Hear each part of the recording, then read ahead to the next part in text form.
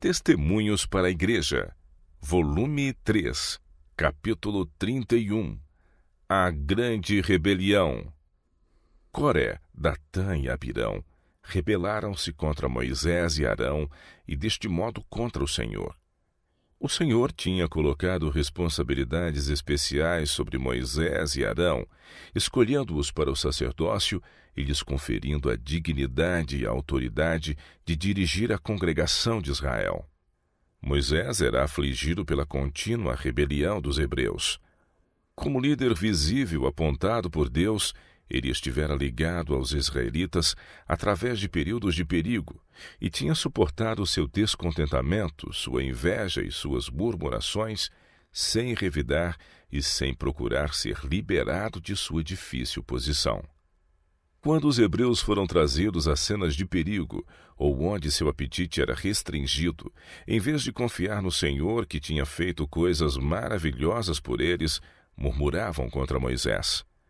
O Filho de Deus, embora invisível à congregação, era o dirigente dos israelitas. Sua presença ia diante deles e dirigia todo o seu viajar, ao passo que Moisés, que era seu dirigente visível, recebia suas instruções do anjo, que era Cristo. Idolatria vil. Na ausência de Moisés, a congregação pediu que Arão lhes fizesse deuses que fossem adiante deles e os levassem de volta ao Egito. Isto era um insulto a seu líder, o Filho do Deus infinito. Apenas poucas semanas antes, eles tinham tremido de espanto e terror diante da montanha, ouvindo as palavras do Senhor: "Não terás outros deuses diante de mim." A glória que santificou a montanha quando a voz foi ouvida, a qual sacudiu a montanha até sua base, ainda pairava sobre ela à vista da congregação.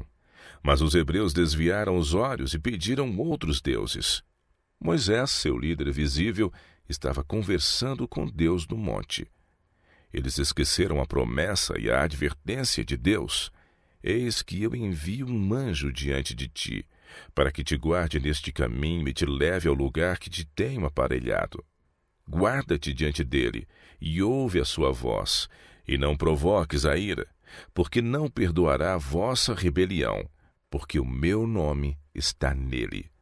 Os hebreus foram cruelmente descrentes e vilmente ingratos em sua petição ímpia: "Faze-nos deuses que vão adiante de nós." Se Moisés estava ausente, a presença do Senhor permanecia. Não estavam abandonados. O maná continuava a cair e eram alimentados pela mão divina de manhã e à tarde. A coluna de nuvem de dia e de fogo à noite indicava a presença de Deus, que era um memorial vivo diante deles. A presença divina não era dependente da presença de Moisés. Mas, no próprio momento em que ele estava pleiteando com o Senhor a seu favor na montanha, eles estavam se precipitando em erros vergonhosos, em transgressões da lei que tão recentemente lhes fora dada em majestade. Aqui vemos a fraqueza de Arão.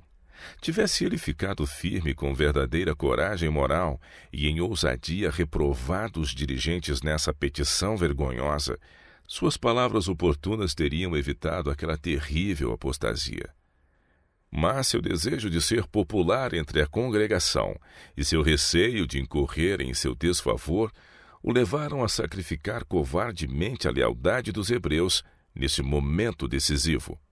Levantou um altar, fez uma imagem de escultura e proclamou um dia no qual consagrar aquela imagem como objeto de adoração e anunciar diante de todo Israel: "Estes são teus deuses, que te tiraram da terra do Egito." Enquanto o topo do monte estava ainda iluminado com a glória de Deus, ele calmamente testemunha o divertimento e a dança diante daquela imagem insensível, e Moisés é enviado pelo Senhor para reprovar seu povo.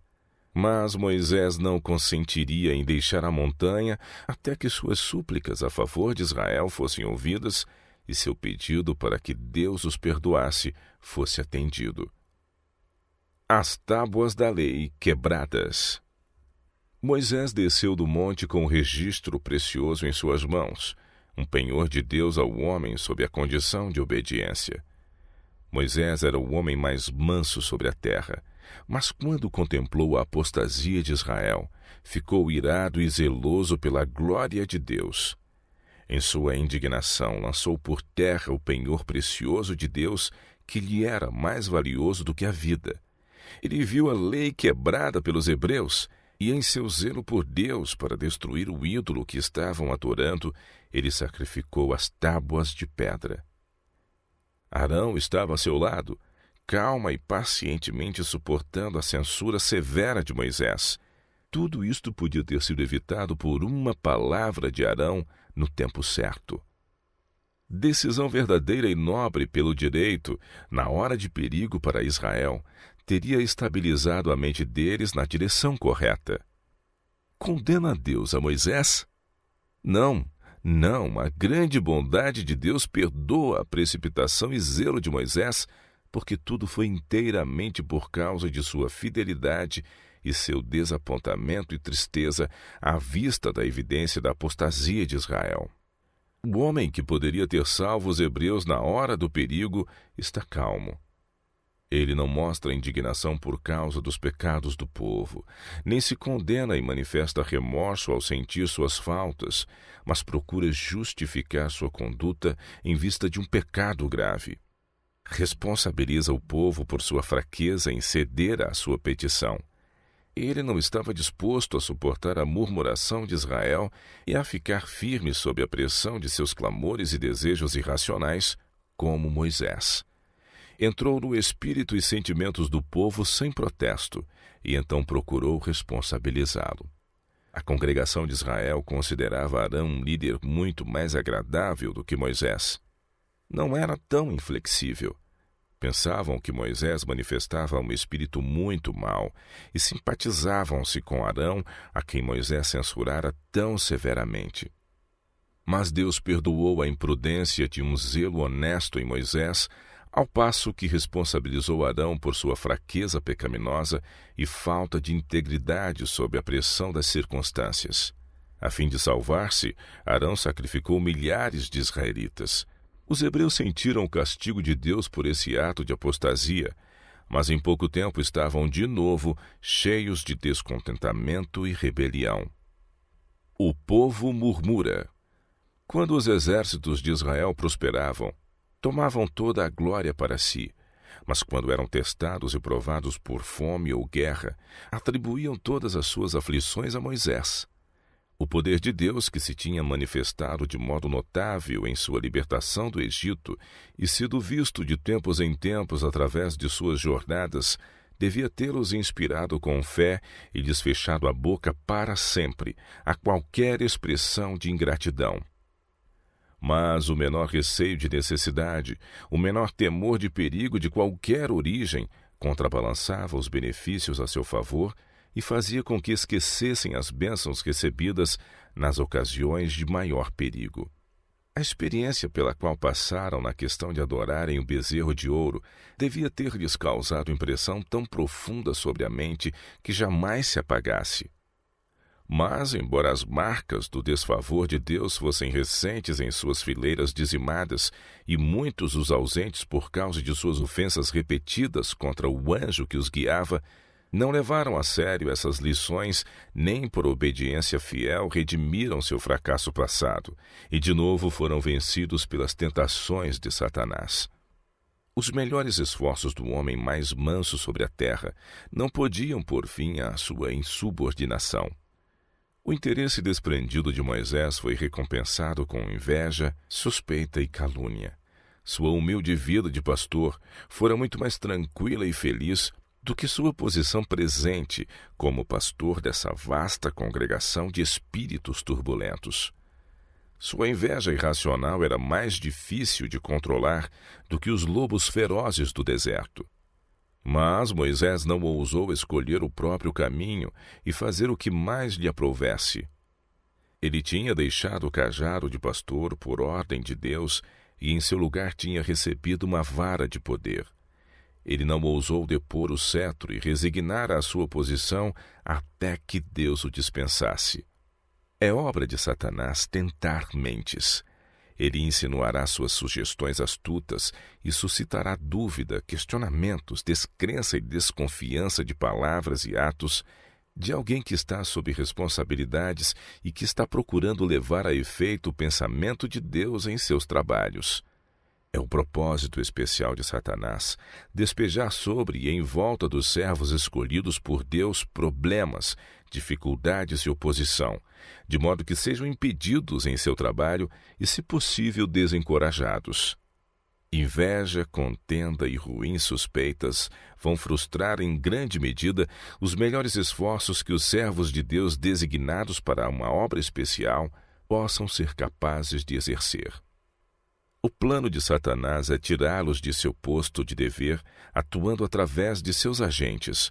A todos que ele pode instigar a desconfiança e suspeita, ele usará como seus instrumentos. A posição de Moisés em levar os fardos que suportou para o Israel de Deus não foi apreciada. Há na natureza humana, quando não está sob a influência direta do Espírito de Deus, uma disposição para inveja, ciúmes e desconfiança cruel, a qual, se não for subjugada, levará ao desejo de destruir e estraçalhar a outros, enquanto espíritos egoístas procurarão edificar-se sobre as ruínas deles. Coré, Datã e Abirão. Por desígnio de Deus, tinham sido confiadas honras especiais a esses homens. Tinham sido do número daqueles que, com os 70 anciãos, subiram com Moisés ao monte e contemplaram a glória de Deus. Viram a luz gloriosa que cobria a forma divina de Cristo. A base dessa nuvem era na aparência como uma obra de pedra de safira, e como o parecer do céu na sua claridade.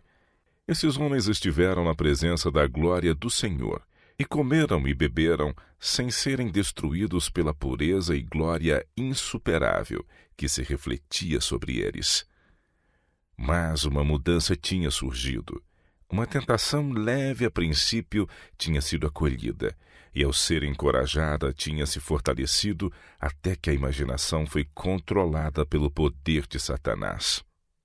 Esses homens, sob o pretexto mais frívolo, se aventuraram em sua obra de discórdia. A princípio sugeriram e expressaram dúvidas, que foram tão prontamente aceitas por muitas mentes que se aventuraram a ir mais longe. E sendo fortalecidos mais e mais em suas suspeitas por palavras de um e de outro, cada um expressando o que pensava de certas coisas que tinham notado, essas pessoas iludidas realmente chegaram a crer que tinham zelo pelo Senhor na questão e que não seriam desculpáveis a menos que levassem até o fim seu propósito de fazer Moisés ver e sentir a posição absurda que ele ocupava para com Israel. Um pouco de fermento de desconfiança e dissensão, inveja e ciúmes estava levedando o acampamento de Israel. Coré, Datã e Abirão começaram sua obra cruel sobre os homens a quem Deus tinha confiado responsabilidades sagradas. Tiveram êxito em alienar 250 príncipes que eram famosos na congregação, homens de renome. Com estes homens fortes e influentes do seu lado, sentiram-se seguros para efetuar uma mudança radical na ordem das coisas. Pensaram que podiam transformar o governo de Israel e melhorá-lo bastante em relação à administração atual. Coré não estava satisfeito com sua posição. Ele era ligado com o serviço do tabernáculo, mas queria ser elevado ao sacerdócio. Deus tinha estabelecido a Moisés como o governador principal, e o sacerdócio foi dado a Arão e seus filhos. Coré resolveu obrigar Moisés a mudar a ordem das coisas para que ele pudesse ser elevado à dignidade do sacerdócio. Para ter mais certeza de efetuar seu propósito, ele atraiu Datã e Abirão, descendentes de Ruben, à sua rebelião. Estes raciocinaram que, sendo descendentes do filho mais velho de Jacó, a autoridade principal, a qual Moisés usurpara, lhes pertencia, e com Coré resolveram obter o cargo do sacerdócio. Estes três se tornaram muito zelosos numa obra má e influenciaram a 250 homens de renome que também estavam resolvidos a ter parte no sacerdócio e no governo, a se unirem a eles. Deus tinha honrado os levitas para fazer o serviço do tabernáculo, porque eles não tinham tomado parte em fazer e adorar o bezerro de ouro, e por causa de sua fidelidade em cumprir a ordem de Deus sobre os idólatras. Aos levitas foi também designada a missão de construir o tabernáculo e acampar-se a seu redor, ao passo que os exércitos de Israel armavam suas tendas a certa distância dele. E quando jornadeavam, os levitas desmontavam o tabernáculo e o carregavam, bem como a arca e todos os artigos sagrados do mobiliário. Porque Deus tinha assim honrado os levitas, tornaram-se ainda mais ambiciosos de um cargo mais alto, para granjearem maior influência sobre a congregação. E se congregaram contra Moisés e contra Arão e lhes disseram: demais é já, pois que toda a congregação é santa, todos eles são santos e o Senhor está no meio deles, por que, pois, vos elevais sobre a congregação do Senhor? Lisonja e falsa compaixão. Não há nada que agradará mais ao povo do que ser louvado e lisonjeado quando está em trevas e no erro e merece reprovação. Coré ganhou a atenção do povo e depois sua simpatia retratando Moisés como líder despótico. Disse que ele era demasiado severo, demasiado exigente e ditatorial e que ele reprovava o povo como se fossem pecadores quando eram um povo santo, consagrado ao Senhor, e que o Senhor estava entre eles. Coré recapitulou os incidentes da experiência deles em suas viagens através do deserto, onde foram levados a lugares difíceis e onde muitos deles tinham morrido por causa de murmuração e desobediência. Com seus sentimentos pervertidos, pensavam que viam muito claramente que toda sua aflição podia ter sido poupada se Moisés tivesse seguido uma conduta diferente. Ele era muito intransigente, exigente demais, e determinaram que todos os seus infortúnios no deserto eram atribuíveis a ele. Coré, o líder, professava grande sabedoria em discernir a razão verdadeira de suas provas e aflições. Nessa obra de deslealdade, havia maior harmonia e união de opiniões e sentimentos entre esses elementos discordantes do que jamais se soubera haver existido. O êxito de Coré em ganhar a maior parte da congregação de Israel para seu lado levou-o a sentir-se confiante que era sábio e correto em julgamento e que Moisés estava de fato usurpando a autoridade que ameaçava a prosperidade e a salvação de Israel. Ele pretendia que Deus lhe tinha feito compreender o assunto e colocara sobre ele a responsabilidade de mudar o governo de Israel antes que fosse tarde demais. Afirmou que a falta não estava com a congregação, pois eram justos, que o clamor de que a murmuração da congregação estava trazendo sobre eles a ira de Deus era inteiramente errado, e que o povo queria apenas seus direitos, queriam independência individual. À medida que a percepção da paciência abnegada de Moisés forçasse entrada à mente deles e seus esforços desinteressados em favor deles enquanto estavam sob jugo da escravidão se lhes fossem apresentados, a consciência deles ficaria um tanto perturbada. Alguns não estavam inteiramente com Coré em sua opinião sobre Moisés e procuraram falar a seu favor. Coré, Datã e Abirão deviam dar alguma razão diante do povo, porque Moisés desde o começo tinha demonstrado tão grande interesse pela congregação de Israel. A mente egoísta deles, que tinha sido corrompida como instrumento de Satanás, sugeriu que afinal tinham achado a causa do aparente interesse de Moisés. Ele planejara mantê-los vagueando no deserto até que todos ou quase todos perecessem e ele entrasse na posse de seus bens. Coré, Datã e Abirão e os 250 príncipes que se tinham unido a eles, primeiro se tornaram ciumentos, depois invejosos e finalmente rebeldes. Tinham falado a respeito da posição de Moisés como governante do povo, até que imaginaram que era uma posição muito invejável, que qualquer um deles podia preencher tão bem como ele. E se entregaram ao descontentamento até que realmente enganaram a si mesmos e pensaram que Moisés e Arão haviam se colocado na posição que ocupavam em Israel. Disseram que Moisés e Arão se exaltaram sobre a congregação do Senhor ao se apoderarem do sacerdócio e do governo, e que este cargo não devia ser conferido somente à casa deles. Disseram que lhes bastava se estivessem no mesmo nível que seus irmãos, pois não eram mais santos do que o povo, o qual era igualmente favorecido com a presença e proteção especiais de Deus. Caráter provado. Ao Moisés ouvir as palavras de Coré, ele se encheu de angústia e caiu sobre sua face diante do povo. E falou a Coré e a toda a sua congregação, dizendo: Amanhã pela manhã o Senhor fará saber quem é seu e quem o santo que ele fará chegar a si, e aquele a quem escolher fará chegar a si. Fazei isto, tomai vós incensários, Coré e toda a sua congregação, e pondo fogo neles amanhã, sobre eles deitai incenso perante o Senhor. E será que o homem a quem o Senhor escolher, este será o santo. Baste-vos, filhos de Levi.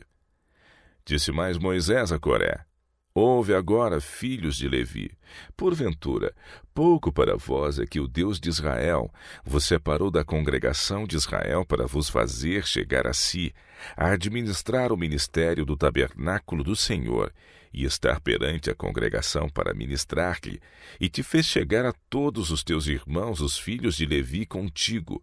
Ainda também procurais o sacerdócio? Pelo que tu e toda a tua congregação congregados estáis contra o Senhor. E Arão, que é ele, que murmurais contra ele? Moisés lhes disse que Arão não assumira o cargo por conta própria, que Deus o tinha posto no cargo sagrado. Datã e Abirão disseram: Porventura, pouco é que nos fizeste subir de uma terra que mana leite e mel, para nos matares neste deserto, senão que também totalmente te assenhoreias de nós? Nem tampouco nos trouxeste a uma terra que mana leite e mel, nem nos deste campos e vinhas em herança, porventura arrancarás os olhos a estes homens? Não subiremos. Eles acusaram Moisés de ser a causa de não entrarem na terra prometida. Disseram que Deus não os tinha tratado assim, e que ele não dissera que haveriam de morrer no deserto, e que eles nunca creriam que ele tivesse falado assim. Fora Moisés quem dissera isso, não o Senhor, e tudo fora arranjado por Moisés para nunca levá-los à terra de Canaã. Falaram acerca dele os tirar de uma terra que manava leite e mel. Em sua rebelião cega esqueceram-se de seus sofrimentos no Egito e das pragas desoladoras que caíram sobre o país. E agora acusam Moisés de tirá-los de uma boa terra e de matá-los no deserto para que se enriquecesse com suas posses. Indagam de Moisés de modo insolente se pensava que ninguém em todo o povo de Israel era sábio o bastante para compreender seus motivos e descobrir sua impostura, ou se ele pensava que todos se submeteriam para que ele os dirigisse como cegos, como bem lhe aprovesse, às vezes rumo a Canaã e então de novo rumo ao Mar Vermelho e ao Egito. Pronunciaram essas palavras perante a congregação e recusaram absolutamente continuar a reconhecer a autoridade de Moisés e Arão. Moisés ficou grandemente perturbado com essas acusações injustas. Apelou a Deus perante o povo, se ele alguma vez agira arbitrariamente, e implorou que ele fosse seu juiz. O povo em geral estava descontente e influenciado pelas difamações de Coré. Disse mais Moisés a Coré: Tu e toda a tua congregação, ponde-vos perante o Senhor, tu e eles e Arão, amanhã. E tomai cada um o seu incensário, e neles ponde incenso, e trazei cada um o seu incensário perante o Senhor, 250 incensários, também tu e Arão, cada qual o seu incensário. Tomaram, pois, cada qual o seu incensário, e neles puseram fogo, e neles deitaram incenso, e se puseram perante a porta da tenda da congregação com Moisés e Arão. Coré e seu grupo, que na sua confiança própria aspiravam ao sacerdócio, tomaram os incensários e se puseram à porta do tabernáculo com Moisés. Coré tinha alimentado sua inveja e rebelião até ter enganado a si mesmo, e ele realmente pensava que a congregação era um povo muito justo e que Moisés era um dirigente tirânico, continuamente insistindo sobre a necessidade da congregação ser santa, quando não havia necessidade disso, pois eram santos. Esses rebeldes tinham lisonjeado o povo a crer que eram justos e que todas as suas tribulações partiam de Moisés, seu dirigente, e que continuamente lhes lembrava os seus pecados. O povo pensava que se Coré pudesse dirigi-los e encorajá-los, insistindo sobre sua justiça, em vez de lembrar-lhes suas faltas, eles teriam uma viagem muito tranquila e próspera, e que ele os levaria sem dúvida não para trás e para diante no deserto, mas para a terra prometida. Disseram que fora Moisés quem lhes falara que não podiam entrar na terra e que o Senhor não o tinha dito. Os rebeldes perecem. Coré, em sua elevada confiança própria, reuniu toda a congregação de Israel contra Moisés e Arão à porta da tenda da congregação. Então a glória do Senhor apareceu a toda a congregação. E falou o Senhor a Moisés e a Arão, dizendo: Apartai-vos do meio desta congregação, e os consumirei como num momento. Mas eles se prostraram sobre seus rostos e disseram: Ó Deus, Deus dos espíritos de toda a carne, pecará um só homem, e indignar-te-ás tu tanto contra esta congregação? E falou o Senhor a Moisés, dizendo: Fala toda esta congregação, dizendo: Levantai-vos ao redor da habitação de Coré, Datã e Abirão. Então Moisés levantou-se e foi a Datã e Abirão, e após ele foram os anciãos de Israel. E falou à congregação, dizendo: Desviai-vos, peço-vos, das tendas destes ímpios homens, e não toqueis nada do que é seu, para que porventura não pereçais em todos os seus pecados. Levantaram-se, pois, do redor da habitação de Coré, Datã e Abirão. E Datã e Abirão saíram e se puseram à porta de suas tendas, juntamente com as suas mulheres e seus filhos e suas crianças.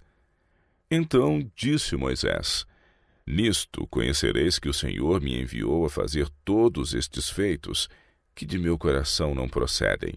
Se estes morrerem como morrem todos os homens, e se forem visitados como se visitam todos os homens, então o Senhor não me enviou. Mas se o Senhor criar alguma coisa nova, e a terra abrir a sua boca e os tragar com tudo o que é seu, e vivos descerem ao sepulcro, então conhecereis que estes homens irritaram ao Senhor. Quando Moisés acabou de falar, a terra se abriu, e suas tendas e tudo o que lhes pertencia foram tragados. Desceram vivos ao sepulcro, a terra fechou-se sobre eles, e pereceram no meio da congregação. Ao ouvirem os israelitas o grito dos moribundos, fugiram a uma grande distância deles. Sabiam que, em certa medida, eram culpados, porque tinham apoiado a acusação contra Moisés e Arão e temeram que haveriam de perecer com eles. Mas o julgamento de Deus não estava ainda encerrado. Um fogo veio da nuvem de glória e consumiu os 250 homens que ofereciam incenso.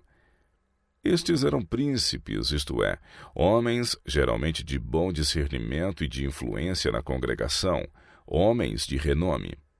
Eram altamente estimados, e sua opinião tinha sido com frequência procurada em assuntos difíceis. Mas foram afetados por uma influência errada e tornaram-se invejosos, ciumentos e rebeldes. Não pereceram com Coré, Datã e Abirão, porque não foram os primeiros na rebelião. Foram os primeiros a ver o fim dos líderes na rebelião e a ter oportunidade de arrepender-se de seu crime. Mas não estavam conformados com a destruição daqueles ímpios, e a ira de Deus veio sobre eles e os destruiu também.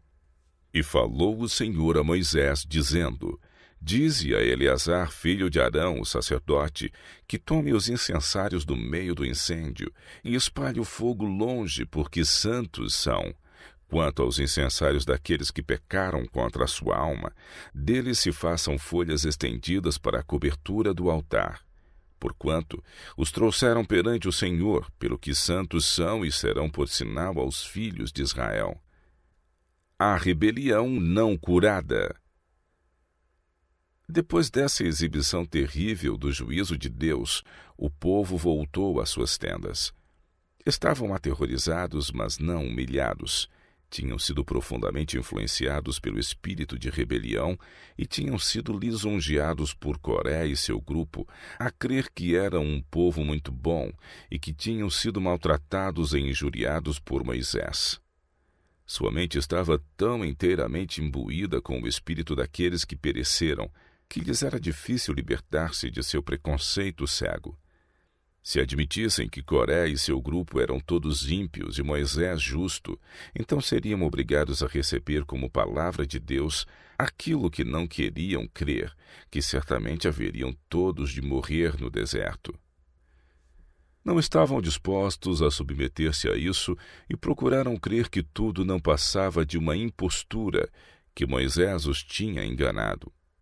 Os homens que pereceram lhes tinham falado palavras agradáveis e tinham manifestado interesse especial e amor por eles, e imaginaram que Moisés fora ardiloso.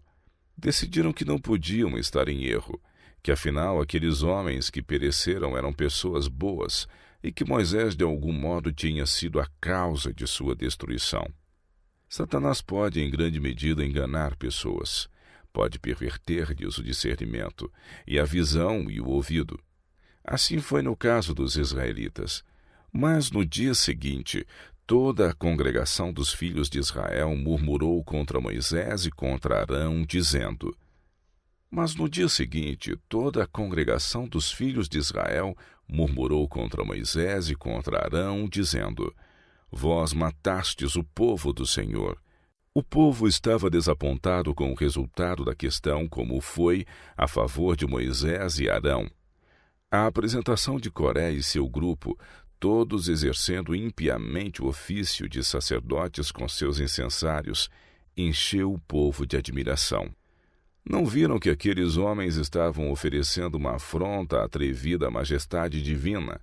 Quando foram destruídos, o povo ficou aterrorizado. Mas depois de pouco tempo todos vieram de modo tumultuoso a Moisés e Arão e os culparam do sangue daqueles que haviam perecido pela mão de Deus. E aconteceu que, ajuntando-se a congregação contra Moisés e Arão, e virando-se para a tenda da congregação, eis que a nuvem a cobriu e a glória do Senhor apareceu. Vieram, pois, Moisés e Arão perante a tenda da congregação. Então falou o Senhor a Moisés, dizendo... Levantai-vos do meio desta congregação, e a consumirei como num momento. Então se prostraram sobre o seu rosto.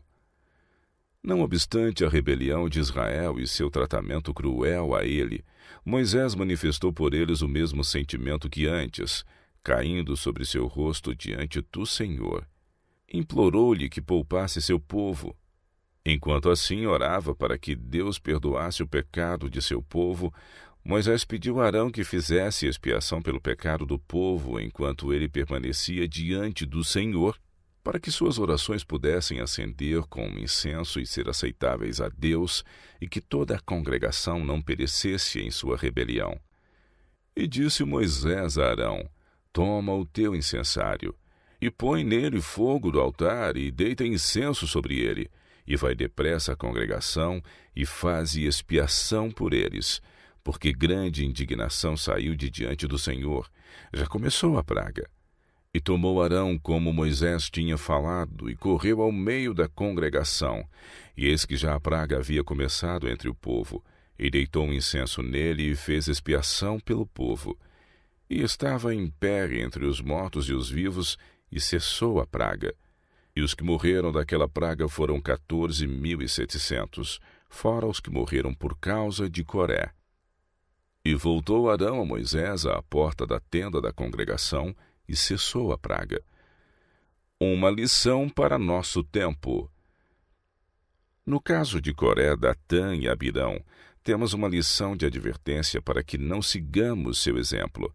E não tentemos a Cristo como alguns deles também tentaram e pereceram pelas serpentes. E não murmureis, como também alguns deles murmuraram e pereceram pelo destruidor. Ora, tudo lhes sobreveio como figuras e estão escritas para o aviso nosso, para quem já são chegados os fins dos séculos. 1 Coríntios capítulo 10, versos de 9 a 11. Temos evidência na palavra de Deus de que seu povo está sujeito a ser grandemente enganado. Há muitos casos onde aquilo que parece ser zelo sincero pela honra de Deus tem sua origem em deixar o coração desprevenido para o inimigo tentar impressionar a mente com o senso pervertido do estado real das coisas. E podemos esperar exatamente essas coisas nestes últimos dias, pois Satanás está tão ocupado agora como estava na congregação de Israel. A crueldade e a força do preconceito não são compreendidas.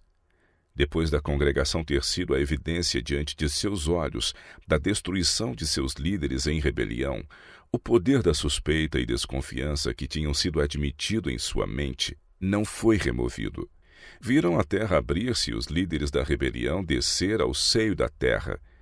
Essa demonstração terrível certamente devia tê-los curado e os levado ao mais profundo arrependimento por sua ofensa a Moisés. Aqui Deus deu a todo Israel a oportunidade de ver e sentir a pecaminosidade de sua conduta, a qual os devia ter levado ao arrependimento e confissão. Ele deu aos que foram enganados uma evidência esmagadora de que eram pecadores e de que seu servo Moisés tinha razão. Tiveram a oportunidade de passar uma noite em reflexão sobre o terrível castigo do céu que tinham testemunhado. Mas a razão foi pervertida. Coré tinha instigado a rebelião, e 250 príncipes se tinham ajuntado a ele para espalhar o descontentamento. Toda a congregação foi, em grau maior ou menor, afetada por ciúme, suspeita e ódio contra Moisés, que ainda prevaleciam, os quais tinham trazido o desfavor de Deus de modo terrivelmente marcante. Contudo, nosso Deus, cheio de graça, se mostra como um Deus de justiça e misericórdia. Ele fez distinção entre os instigadores, os líderes na rebelião e aqueles que tinham sido enganados ou levados por eles. Ele condoeu-se da ignorância e loucura daqueles que tinham sido enganados. Deus falou a Moisés que mandasse a congregação abandonar as tendas dos homens a quem tinham escolhido no lugar de Moisés. Os próprios homens cuja destruição eles tinham premeditado foram os instrumentos nas mãos de Deus para salvar-lhes a vida naquela ocasião. Disse Moisés: levantai-vos do redor da habitação de Coré. Eles também estavam em perigo alarmante de serem destruídos em seus pecados pela ira de Deus, pois eram participantes nos crimes dos homens a quem tinham dado sua simpatia e com quem se tinham associado. Se, enquanto Moisés estava expondo a prova perante a congregação de Israel, aqueles que iniciaram a rebelião tivessem se arrependido e buscado o perdão de Deus e de seu servo injuriado, então a vingança de Deus teria sido suspensa. Mas lá em suas tendas estavam ousadamente Coré, o instigador da rebelião, e seus simpatizantes, como que em desafio à ira de Deus, como se Deus nunca tivesse agido através de seu servo Moisés. Além de tudo, esses rebeldes agiam como se não tivessem sido recentemente honrados por Deus por terem sido levados com Moisés quase que diretamente à sua presença, contemplando sua glória insuperável. Esses homens viram Moisés descer da montanha depois de ter recebido as segundas tábuas de pedra, e enquanto sua face estava tão resplendente com a glória de Deus que o povo não podia se aproximar dele, mas fugiam dele. Ele os chamou, mas pareciam aterrorizados. Ele apresentou as tábuas de pedra e disse: Supliquei a seu favor e desviei a ira de Deus de vocês. Insisti que se Deus precisasse abandonar e destruir sua congregação, que meu nome fosse também apagado de seu livro. Eis que ele me respondeu, e estas tábuas de pedra que seguro em minhas mãos são o penhor que me foi dado de sua reconciliação com seu povo. O povo percebe que é a voz de Moisés, que, embora transformado e glorificado, ele ainda é Moisés. Dizem-lhe que não podem fitar seu rosto, porque a luz radiante em seu semblante lhes é demasiado dolorosa. Seu rosto é como o sol, não podem fitá-lo. Quando Moisés descobre a dificuldade, ele cobre o rosto com um véu. Ele não argumenta que a luz e a glória sobre o seu rosto são o reflexo da glória de Deus posta sobre ele, e que o povo deve suportá-la, mas cobre sua glória. A pecaminosidade do povo torna doloroso o contemplar-lhe a face glorificada. Assim será quando os santos de Deus forem glorificados, juntamente antes da segunda vinda de nosso Senhor. Os ímpios vão se retirar e esconder-se do espetáculo, porque a glória dos semblantes dos santos lhes será penosa. Mas toda essa glória sobre Moisés, toda a aparência divina vista sobre o servo humilde de Deus, é esquecida. Misericórdia menosprezada. Os hebreus tiveram oportunidade de refletir sobre a cena que tinham testemunhado na manifestação da ira de Deus sobre as pessoas mais preeminentes nessa grande rebelião. A bondade e a misericórdia de Deus foram demonstradas em não exterminar completamente esse povo ingrato, quando sua ira foi acendida contra os mais responsáveis. Ele deu à congregação que se permitia ser enganada lugar para arrependimento. O fato de que o Senhor, seu líder invisível, mostrou tanta longanimidade e misericórdia nesta ocasião é distintamente registrado como evidência de sua disposição de perdoar os transgressores mais revoltantes quando têm percepção de seu pecado e se voltam a ele com arrependimento e humildade. A congregação foi detida em sua conduta presunçosa pela demonstração da vingança do Senhor, mas não estavam convencidos de que eram grandes pecadores contra ele, merecendo sua ira por sua conduta rebelde. É quase impossível às pessoas oferecer maior insulto a Deus do que menosprezando e rejeitando os instrumentos que ele designou para dirigi-los. Não só tinham feito isso, mas tinham planejado matar tanto Moisés como Arão. Esses homens fugiram das tendas de Coré, Datã e Abirão por medo de destruição, mas sua rebelião não fora curada. Não experimentaram tristeza e desespero por causa de sua culpa. Não sentiram o efeito de uma consciência despertada e convicta por terem desprezado seus privilégios mais preciosos e terem pecado contra a luz e o conhecimento. Podemos aqui aprender lições preciosas da longanimidade de Jesus, o anjo que foi adiante dos hebreus no deserto. Seu líder invisível os salvaria de uma destruição miserável. Perdão espera por eles. É possível para eles achar perdão caso se arrependam mesmo agora. A vingança de Deus chegou perto deles e apelou para que se arrependessem. Uma interferência especial e irresistível do céu deteve sua rebelião presunçosa. Se agora responderem à intervenção da providência de Deus, poderão ser salvos. Mas a contrição e o arrependimento da congregação precisam ser proporcionais à sua transgressão. A revelação do poder marcante de Deus os colocou fora de incerteza. Podem ter conhecimento da verdadeira posição e vocação santa de Moisés e Arão, se quiserem aceitá-la. Mas sua negligência em considerar as evidências que Deus lhes dera foi fatal. Não reconheceram a importância de ação imediata de sua parte para buscar perdão de Deus para seus graves pecados. Aquela noite de provação para os hebreus não foi gasta em confissão e arrependimento de seus pecados, mas em imaginar algum modo de resistir às evidências que lhes mostraram serem os maiores pecadores. ainda entretinham seu ódio ciumento pelos homens que Deus designara e se fortaleceram em sua louca conduta de resistir à autoridade de Moisés e Arão. Satanás estava pronto para perverter o discernimento e levá-los de olhos vendados para a destruição. Seu pensamento tinha sido inteiramente envenenado com descontentamento e tinham encerrado a questão em sua mente de que Moisés e Arão eram homens ímpios e de que eram responsáveis pela morte de Coré, Datã e Abirão, pessoas que, segundo pensavam, teriam sido os salvadores dos hebreus, introduzindo uma melhor ordem de coisas, onde o louvor tomaria o lugar de reprovação e paz o lugar de ansiedade e conflito. No dia anterior, todo Israel tinha fugido alarmado com o grito dos pecadores condenados que desceram ao sepulcro, porque disseram: para que porventura também não nos trague a terra a nós. Mas no dia seguinte toda a congregação dos filhos de Israel murmurou contra Moisés e contra Arão, dizendo: vós matastes o povo do Senhor. Em sua indignação estavam prontos a usar de violência contra os homens designados por Deus, os quais criam eles tinham cometido grande erro, matando aqueles que eram bons e santos.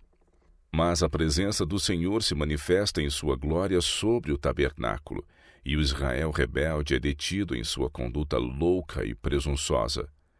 Do meio de sua glória terrível, a voz de Deus fala agora a Moisés e Arão com as mesmas palavras com as quais no dia anterior tinham sido ordenados a dirigir-se à congregação de Israel: levantai-vos do meio desta congregação, e a consumirei como num momento. Aqui encontramos uma administração notável da cegueira que envolverá a mente humana, que se desvia da luz e da evidência. Aqui vemos a força de uma rebelião deliberada e quão difícil é subjugá-la. Certamente os hebreus tinham tido a evidência mais convincente na destruição dos homens que os tinham enganado, mas eles ainda se mostravam ousados e desafiantes, e acusavam Moisés e Arão de matar homens bons e santos. Porque a rebelião é como o pecado de feitiçaria e o porfiar é como iniquidade e idolatria. Moisés não sentiu a culpa do pecado e não se afastou depressa à palavra do Senhor e não deixou a congregação perecer como os hebreus tinham fugido das tendas de Coré, Datã e Abirão no dia anterior. Moisés demorou-se porque não podia consentir em abandonar toda aquela congregação à morte, embora soubessem que mereciam a vingança de Deus por sua rebelião persistente. Prostrou-se diante do Senhor porque o povo não sentia a necessidade de humilhar-se, serviu-lhes de mediador porque não sentiam a necessidade de interceder em seu próprio favor. Moisés aqui tipifica a Cristo. Nesse momento crítico, Moisés manifestou o interesse do verdadeiro pastor pelo rebanho a seu cuidado. Suplicou que a ira de um Deus ofendido não destruísse inteiramente o povo de sua escolha. Por sua intercessão, ele deteve o braço da vingança, de modo que o Israel rebelde e desobediente não fosse inteiramente consumido. Indicou a Arão que conduta adotar naquela crise terrível, quando a ira de Deus se manifestara e a praga tinha começado. Arão se levantou com seu incensário, agitando-o diante do Senhor, enquanto as intercessões de Moisés ascendiam como a fumaça do incenso. Moisés não ousou cessar suas súplicas, apoderou-se da força do anjo, como fez Jacó em sua luta, e como Jacó ele prevaleceu. Arão estava de pé entre os vivos e os mortos, quando a benévola resposta veio. Ouvi sua oração, não consumirei completamente. Os próprios homens a quem a congregação desprezou e teria executado foram os que pleitearam a seu favor para que a espada vingadora de Deus fosse embainhada e o Israel pecador fosse poupado. Os que desprezam a repreensão. O apóstolo Paulo declara positivamente que a experiência dos israelitas em suas viagens foi registrada para benefício dos que vivem nesta época da história do mundo, aqueles para quem são chegados os fins dos séculos. Não consideramos que nossos perigos são menores do que os dos hebreus, antes maiores. Haverá tentações para ciúmes e murmurações, e haverá franca rebelião, tais como se acham registrados acerca do antigo Israel. Sempre haverá o espírito de insurgir-se contra a reprovação de pecados e ofensas. Silenciará, porém, a voz da repreensão por causa disto? Se assim for, não nos encontramos em melhores condições do que as várias denominações de nossa nação, as quais temem tocar nos erros e nos pecados dominantes entre o povo. Aqueles que Deus separou como pregadores da justiça têm sobre si solenes responsabilidades quanto a reprovar os pecados do povo. Paulo ordenou a Tito: fala disto e exorta e repreende com toda a autoridade. Ninguém te despreze. Tito capítulo 2, verso 15. Sempre há pessoas que desprezam aquele que ousa reprovar o pecado. Ocasiões há, porém, em que é preciso repreender. Paulo instrui Tito a repreender incisivamente certa classe, para que sejam sãos na fé, homens e mulheres com diferentes temperamentos, reunidos como igreja que tem peculiaridades e defeitos. Quando estes se desenvolvem, exigem reprovação. Se os que ocupam posições importantes nunca reprovassem, nunca repreendessem, manifestar-se-ia em breve uma condição pervertida que desonraria grandemente a Deus. Como, porém, se fará a reprovação?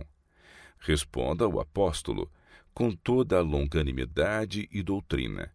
Os princípios devem ser de maneira imprecisa, apresentados àquele que necessita de repreensão, mas nunca se devem passar por alto indiferentemente os erros do povo de Deus.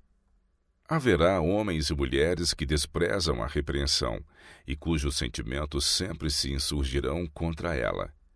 Não é agradável que alguém nos mostre nossos erros. Em quase todo o caso em que se faz necessária a reprovação, haverá alguns que deixarão de considerar que o Espírito do Senhor foi ofendido e sua causa injuriada.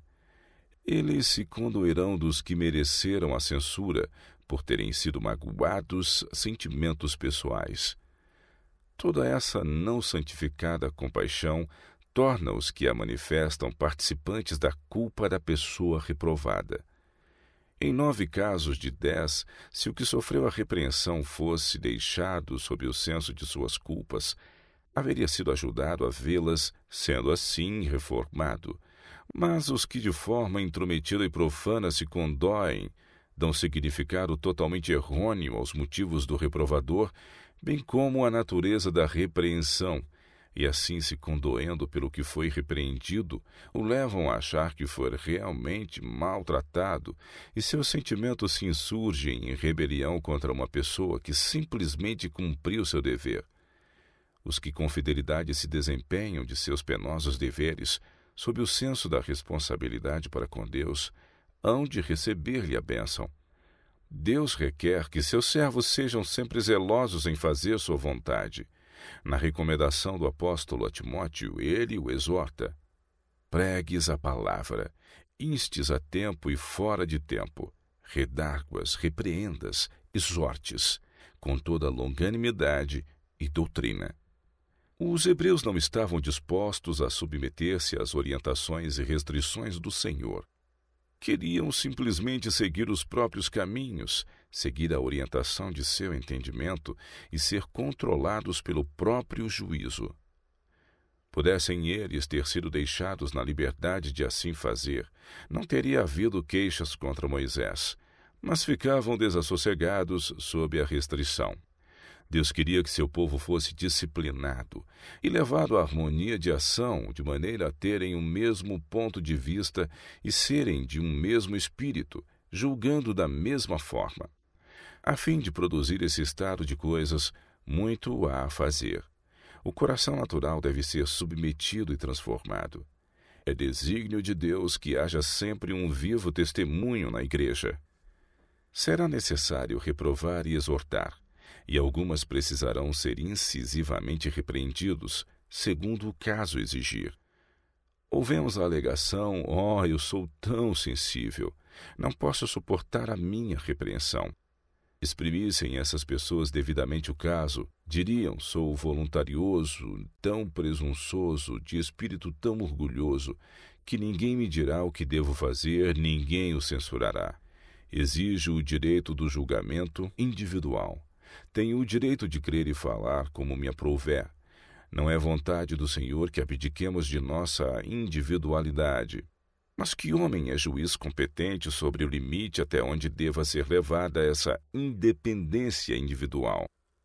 Pedro exorta seus irmãos: semelhantemente vós, mancebos, sede sujeitos aos anciãos, e sede todos sujeitos uns aos outros, porque Deus resiste aos soberbos, mas dá graça aos humildes. Também o apóstolo Paulo exorta os irmãos filipenses à unidade e humildade. Portanto, se há algum conforto em Cristo, se alguma consolação de amor, se alguma comunhão no Espírito, se alguns entranháveis afetos e compaixões, completai o meu gozo para que sintais o mesmo, tendo o mesmo amor, o mesmo ânimo, seguindo uma mesma coisa. Nada façais por contenda ou por vanglória, mas por humildade. Cada um considere os outros superiores a si mesmo.